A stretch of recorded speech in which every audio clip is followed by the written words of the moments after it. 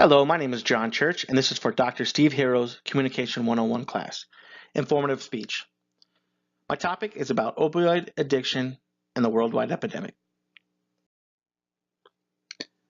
During the 1990s, the pharmaceutical companies assured doctors and patients that opioid pain medication is non-habit forming and non-addictive. This led to doctors prescribing more pain medication to their patients. Today, my purpose is to inform you about the worldwide epidemic regarding prescription and non-prescription opioid drugs, trafficking, the process, and overdose deaths. Pain medication involving opiates and other illegal drugs with opiates are a growing problem in today's world.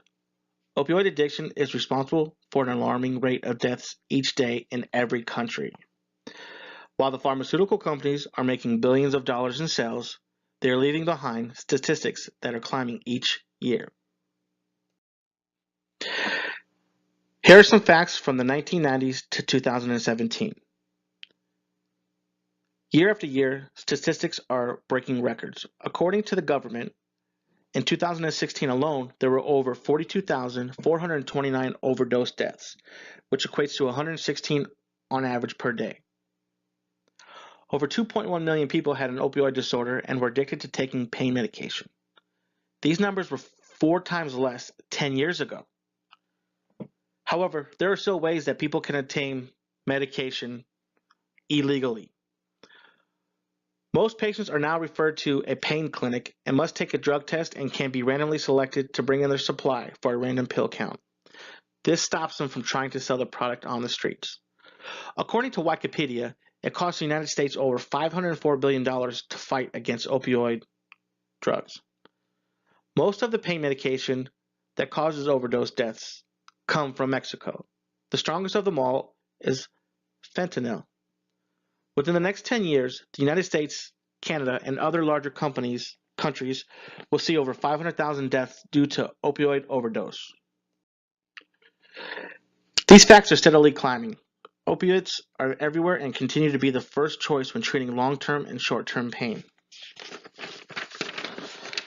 Pill mills have been created all over the United States. These mills are clinics that provide patients with painkillers even when they do not need them.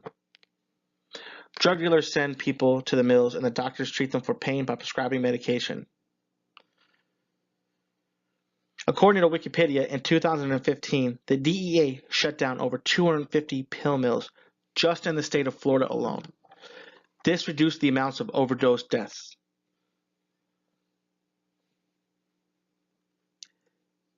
The doctors would prescribe a stronger dose, change up the medicine, or increase the quantity for people who needed more medication over time.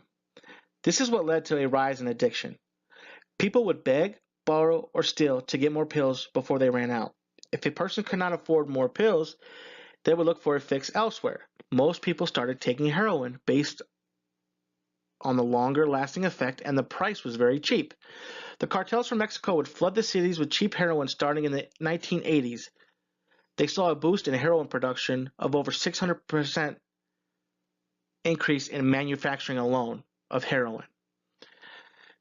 Pills and illegal drugs are transported through cargo planes, cars, smugglers, even people put them in their bodies by swallowing them in balloons or other rubber materials to go across the border. The United States and Canada have added security and policies in place to reduce the number of opiates that come into our countries. Over the past few years, the United States has doubled the amount taken off the streets by adding more security and educating other countries of growing statistics that opioids and other illegal drugs have caused. In the healthcare industry, there are many angles of getting painkillers. In the recent years, pharmacies and doctors are keeping a closer watch of your prescription records. They can see if you visit multiple doctors in 1 month, and they also check to see who is filling these medications for you. During a research study, your primary care doctor prescribes over 45% of the world's medication to its patients and are responsible for overprescribing. Over 50% of people that have taken a painkiller, it was not prescribed to them. Statistics show that students or younger adults feel safer taking painkillers from a friend or family than buying them on the streets. Out of the people who die or overdose on pain medication, over half of them were not prescribed pain pills or any medication in the first place. They overdose because they take it without knowing the side effects, and they become habit forming. Once their habit is formed, they start turning into stronger medication like street drugs and heroin and or fentanyl.